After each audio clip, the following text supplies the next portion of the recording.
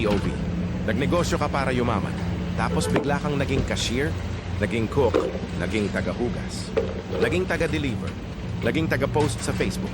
At minsan, naging customer service pa ng sarili mong negosyo. May customer na magme-message ng 11 p.m., open pa po, tapos sasagot ka pa rin. Kasi negosyante ka eh. Noong una, akala ko madali. Akala ko pag may negosyo ka, uupo ka lang tapos papasok na ang pera. Hindi pala. Pag may negosyo ka, ikaw ang HR, ikaw ang marketing, ikaw ang accountant, ikaw ang maintenance. At minsan, ikaw pa ang pinakamakulit na empleyado. May mga araw na sobrang saya. Sunod-sunod ang orders. Pakiramdam mo, milyonaryo ka na. Tapos kinabukasan, 10 customer lang. Isa pa doon, nagtanong lang ng presyo. Hindi naman umorder. May mga araw din na sobrang sipag mong gumawa ng content.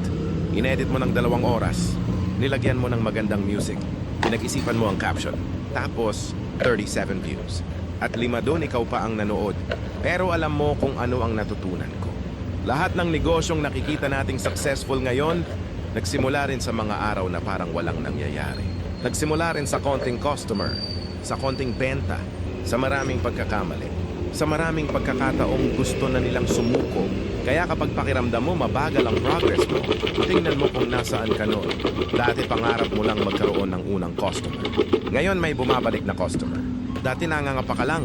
Ngayon mas marami ka ng alam. Dati natatakot kang mag-post. Ngayon gumagawa ka na ng content para sa negosyo mo. Hindi man perfect, pero umandar. At minsan nakakalimutan natin iyon. Masyado tayong nakatingin sa susunod na level. Nakakalimutan nating malayo na rin pala ang narating natin. Kaya kung pagod ka ngayon, okay lang. Kung gusto mong sumuko, magpahinga ka muna. Pero huwag mong kalimutan kung bakit ka nagsimula. Hindi ka nagsimula dahil madali. Nagsimula ka dahil may pangarap ka. Para sa sarili mo. Para sa pamilya mo. Para sa mas magandang buhay.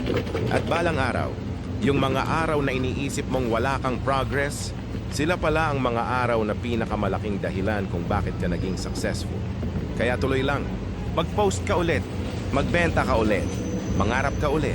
At kapag may nagsabi na, price lang naman yan, ngumiti ka na lang.